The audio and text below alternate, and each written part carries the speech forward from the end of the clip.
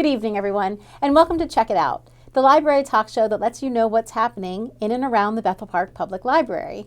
We're your hosts, Elaine Volpe and Christine McIntosh. And we want to wish everyone a very happy April and a happy springtime.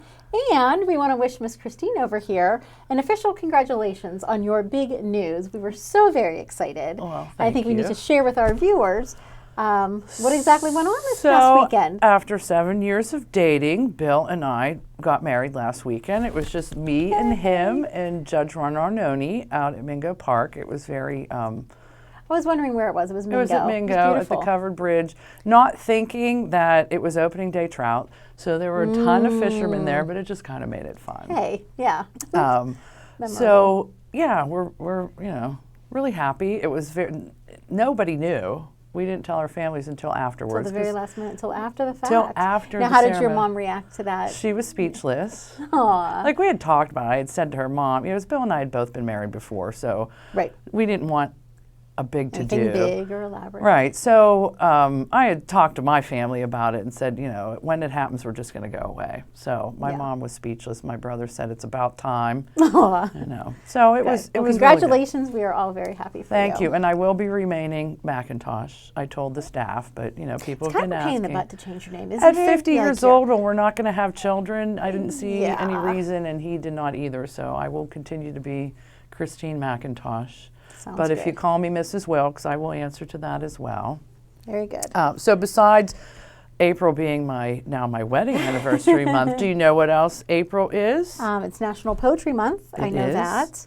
And it is also Citizen Science Month. I did not know. So Citizen Science Month is observed annually in April to celebrate and promote all things citizen science, so amazing discovery, incredible volunteers, hardworking practitioners, and inspiring projects.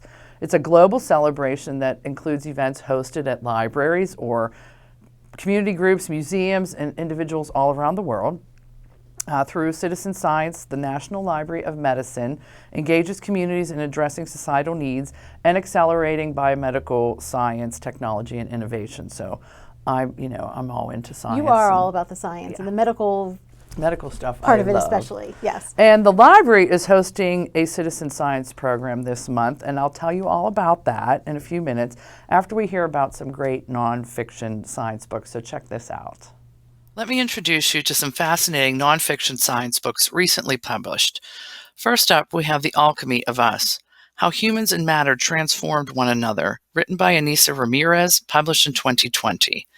In this book, scientist and science writer Anissa Ramirez examines 8 inventions: the clock, steel rails, copper communication cables, photographic film, light bulbs, hard disks, scientific labware, and the silicon chip, and reveals how they shape the human experience.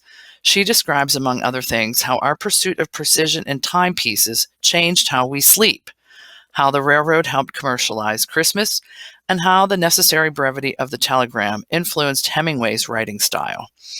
Ramirez shows not only how materials were shaped by inventors, but also how those materials shaped culture. Filling in the gaps left by other books about technology, Ramirez showcases little-known inventors, particularly people of color and women, who had a significant impact on our world. Then we have Clean, The New Science of Skin, written by James Hamblin, published in 2020. In this book, doctor and journalist James Hamblin explores the science and culture of how we care for our skin. He talks to scientists and lay people alike, trying to figure out what it really means to be clean, and discovers that a major part of the picture has been missing: a little-known ecosystem known as the skin microbiome, the trillions of microbes that live on our skin and in our pores. These microbes are not dangerous. They're more like an outer layer of skin that no one knew we had, and they influence everything from acne, eczema, and dry skin to how we smell. The new goal of skincare will be to cultivate a healthy biome and to embrace the meaning of clean in a natural sense. This can mean doing much less, saving time, money, energy, water, and plastic bottles in the process. Next, we have The Rules of Contagion: Why Things Spread and Why They Stop, written by Adam Kucharski, published in 2020. These days, whenever anything spreads, whether it's a YouTube fad or a political rumor, we say it went viral. But how does virality actually work? In The Rules of Contagion, epidemiologist Adam Kucharski explores topics including gun violence, online manipulation, and of course, outbreaks of disease to show how much we get wrong about contagion and how astonishing the real science is. And what makes the emergence of a new illness such as COVID-19 so challenging? By uncovering the crucial factors driving outbreaks, we can see how things really spread and what we can do about it. We have The Human Cosmos, Civilization and the Stars, written by Joe Marchant, published in 2020. For at least 20,000 years, celestial cycles drove every aspect of our daily lives. Our innate relationship with the stars shaped who we are, our art, religious beliefs, social status, scientific advances, and even our biology. But over the last few centuries, we have separated ourselves from the universe that surrounds us. Our relationship to the stars and planets has moved from one of awe, wonder, and superstition to one where technology is king. The cosmos is now explored through data on our screens, not by the naked eye observing the natural world. The liberating summary revelation of this book is that stargazing made us human. And finally, we have Sapiens, A Brief History of Humankind, written by Yuval Noah Harari, published in 2018. 100,000 years ago, at least 6 different species of humans inhabited Earth, yet today there is only one, Homo sapiens. What happened to the others, and what may happen to us? From examining the role evolving humans have played in the global ecosystem to charting the rise of empires, Sapiens integrates history and science to reconsider accepted narratives, connect past developments with contemporary concerns, and examine specific events within the context of larger ideas. Dr. Harari also compels us to look ahead because over the last few decades, humans have begun to bend laws of natural selection. We are acquiring the ability to design not only the world around us, but also ourselves. Where is this leading us, and where do we want to go? So drop by the library and pick up one of these titles and enjoy Citizen Science Month this April. Okay, so, I love science books, but I also am very intrigued by this program that we are going to be hosting as part of Citizen Science Month. It's called Ancestry Genetics and What Does It Really Tell Us? We'll be hosting this program on Wednesday, April 21st at 6 p.m. in Council Chambers. So come meet Dr. Melinda Massert and learn more about Ancestry DNA. Now, our speaker will be virtual, but our attendees will be there live. So we'll interact through Zoom with Dr. Melinda. And all attendees to that program that evening will be entered to win a $25 Giant Eagle gift card courtesy of the All of Us research program. And this is sponsored through the University of Pittsburgh, which is a member of the All of Us Pennsylvania research project. So do you know anything about All of Us? All of Us, no. But we were just at Easter brunch talking about Ancestry.com because my mom did it, my brother did it, and I just was wondering how accurate it was because I'm kind of curious and I want to do it. I did it several years ago. But my mom says hers keeps changing. Yes. The more data that they get would make sense. The more particular to a region that they can get. So they do send you updates whenever they have more data. Yeah.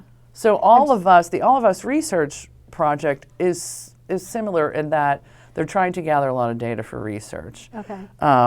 And it's a nationwide. And isn't it fairly new? It is fairly new. I've never heard of it before until I saw our library post on Facebook. And it's a nationwide project headed by the National Institute of Health.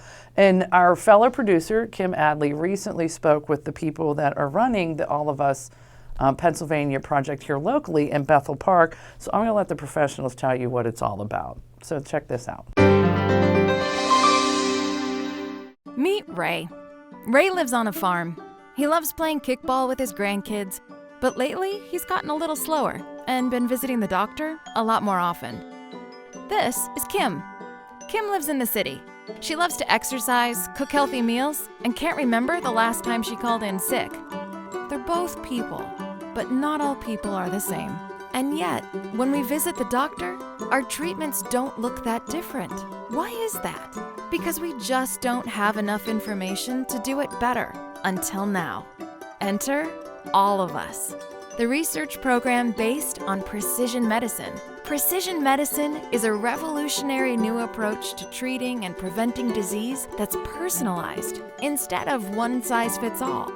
By gathering health data from 1 million people like Ray and Kim and Trevor and Samir, our country's best researchers will be able to develop treatments that are as unique and complex as we are. With this new information, doctors will have a better understanding of disease so they can innovate the next great breakthroughs in medicine. Once enough people join, suddenly everything changes. Information becomes clear, patterns emerge, and simple data transforms into life-saving knowledge. This means that Ray and Kim's children and their children's children can live longer, healthier lives. By becoming one of the first 1 million people to volunteer, you can help reshape the entire future of healthcare for generations to come. If we can figure out how to fly, put a man on the moon, and connect the entire world, surely we should be able to improve the future of healthcare. Not just for Ray and Kim or even you, but for all of us. Sign up at joinallofus.org. The future of health begins with you. I want to ask you, what is your impression and description of All of Us Pennsylvania? So, All of Us Pennsylvania is part of a national study called the All of Us Research Program. Mm-hmm. The All of Us Research Program is a national effort to build a research database that is rich in diversity and health information.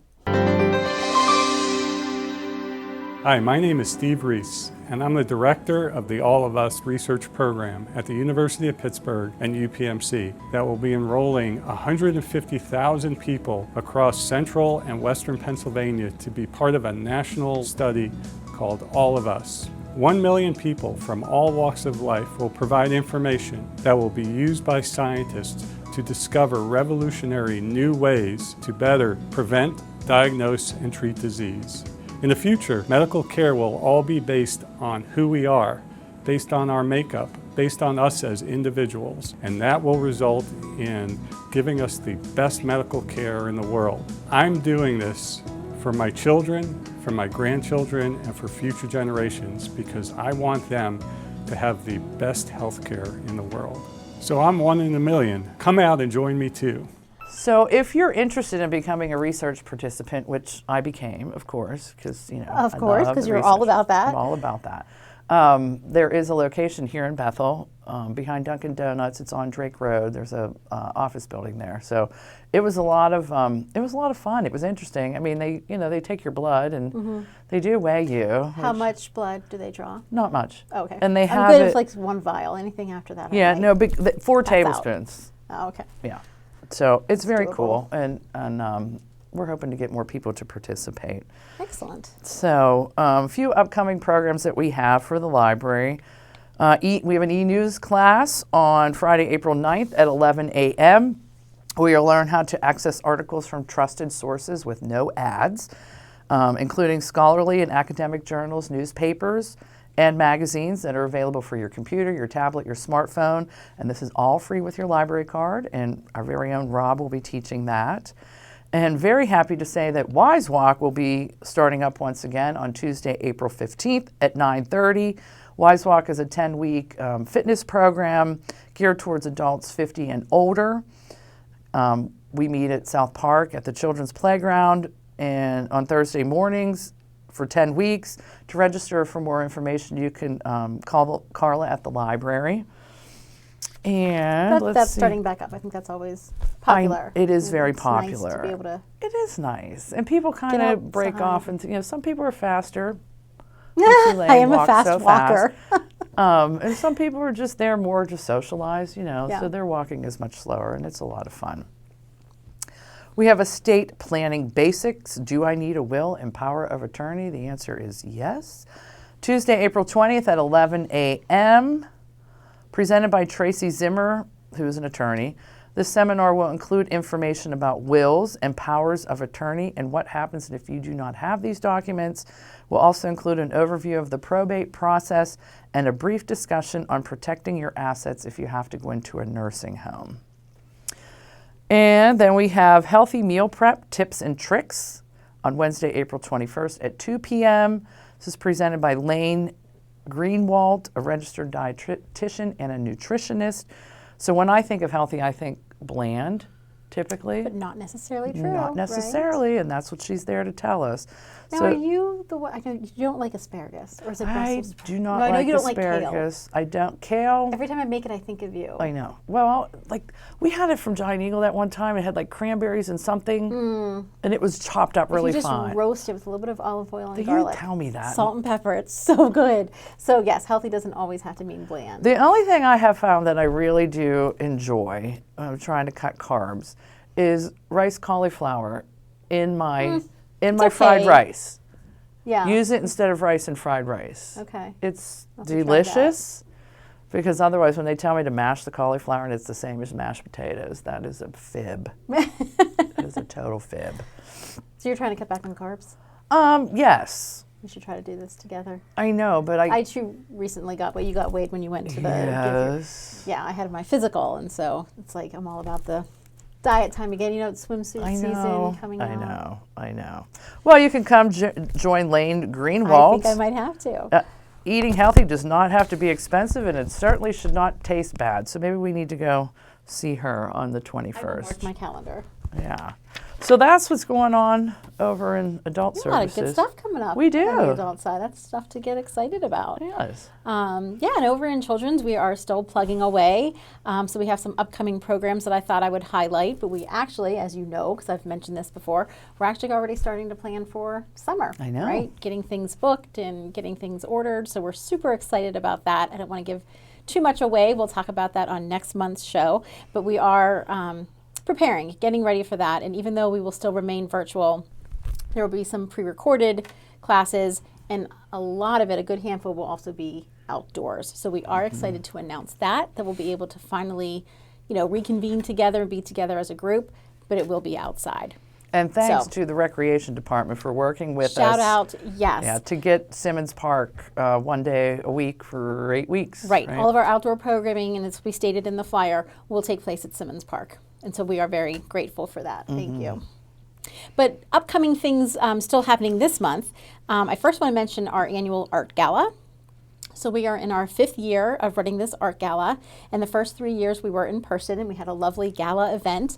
And then unfortunately last year, because of COVID, we were forced to make it virtual. But it turned out It was great. really great. It And was. so we are going to offer another virtual art gala this year. And if you would like to submit your artwork, you simply have to visit bpplartgala.com, and you can submit your photos right from there. And that's all it is. You're taking a picture of your child's artwork and then uploading it. And we will share it on this site. The site will debut at the end of this month. So I just checked before I came down, and we have 22 pieces, beautiful pieces, submitted so far. That's really awesome. But I want 222, right? We can take as many. What we say in there, you can submit up to 4.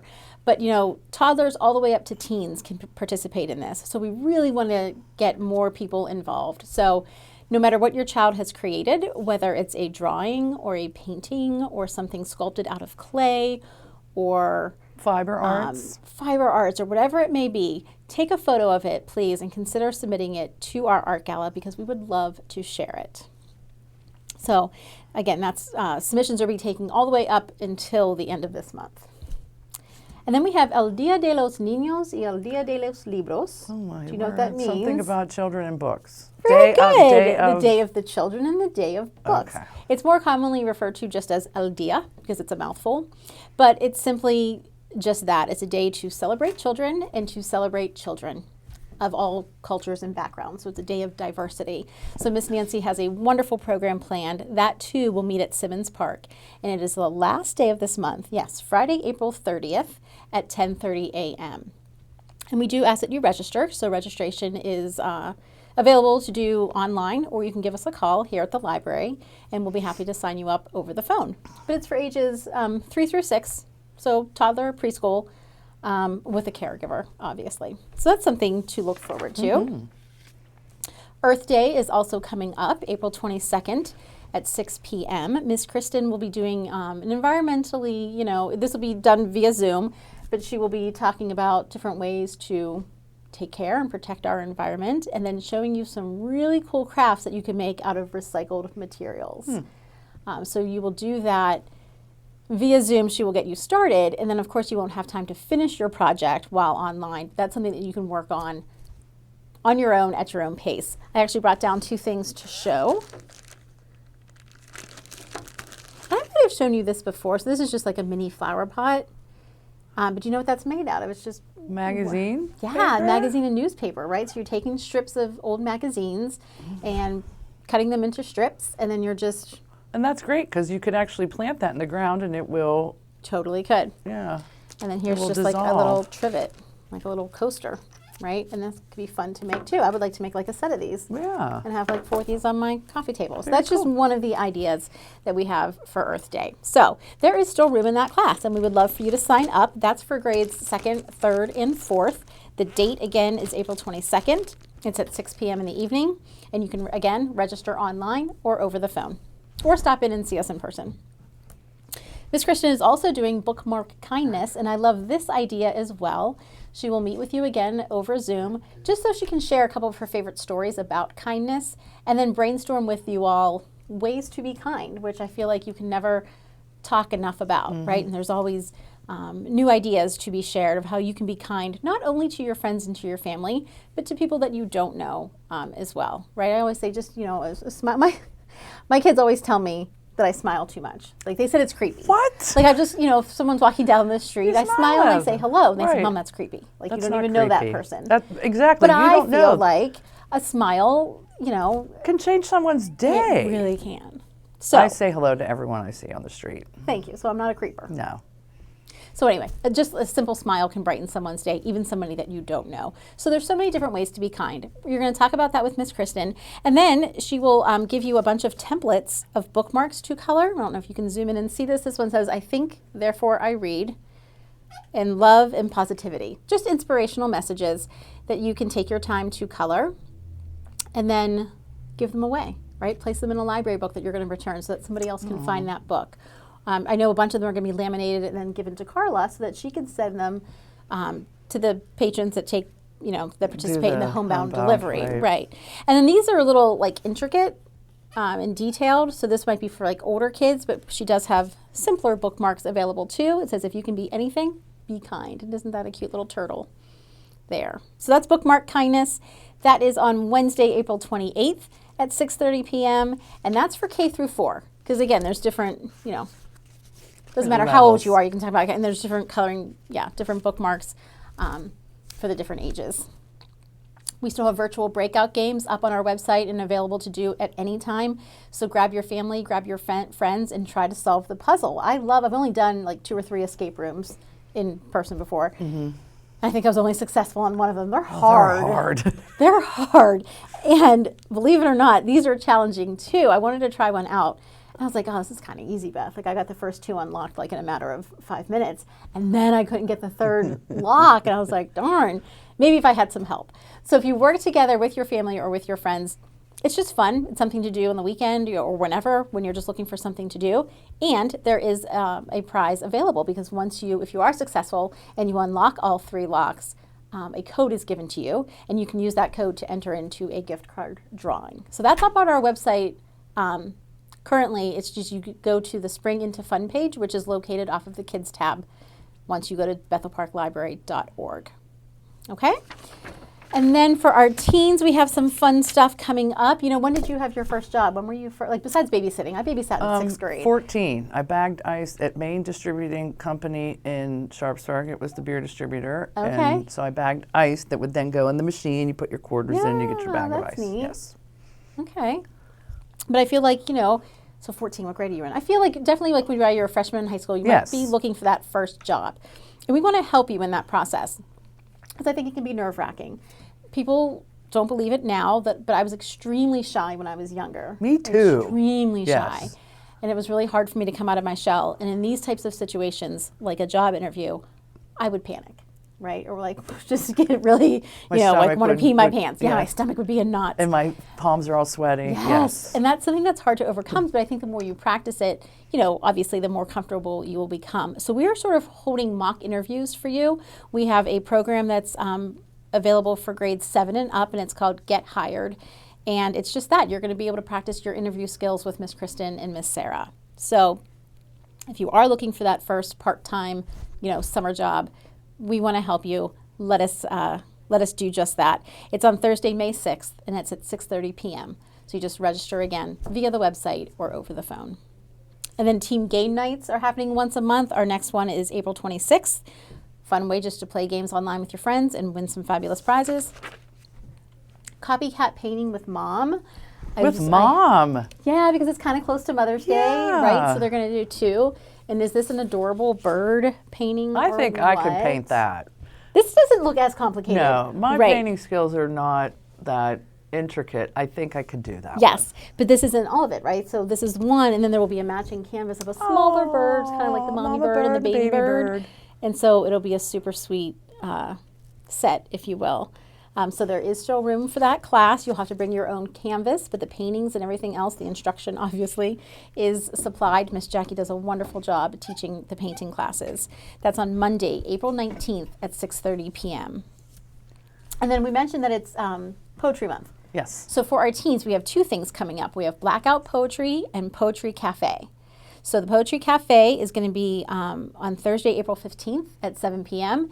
And if you have already written some poetry, we invite you to bring it and share it if you're comfortable doing that. It's just a chance to read your poetry and inspire others and share your ideas. If you don't want to share it, that's okay. We still encourage you to just come, and we will have some inspirational activities there to maybe give you some new ideas for your next poem. But it's just like an open mic type thing. And of course, it's a cafe, so we're going to have some refreshments available. And we have a few teens already signed up. I would love to get some more. So give us a call or register online. That is Thursday, April 15th at 7 p.m. And I said I didn't have a whole lot to talk about, but I guess that was a lot. More I always going on get than we carried think. away. Well, it's very exciting, all the stuff that we're It doing, is. especially since some of it is coming back to in person. Like, we're very excited to Right. see everybody. Right. Yeah, I didn't mention that. So that team, the Poetry Cafe is in person. A few of our things are starting to be in person, socially distanced, of course, and with masks. But yeah, exciting stuff. CCA is still going on as well, Children's Choice Awards. So if you haven't voted, you can do that. You can call or visit our website for more information. One of the books was Before the Ever After, and I think this is still my favorite. I have not read that, but I have read Jacqueline Woodson's other books, so I'm going Harbor to. Me is excellent. I just read that too for NAM's Battle of the Books, and that was really good. But I think I've read all 8, and I think this is my favorite. Okay. But remember, Children's Choice Awards, I don't get the vote. It is up to you. So anybody in grades 3, 4, 5, or 6 can read the selection of 8 titles and then vote for their favorite one. So I guess that's all I have. That's a lot for today. I know.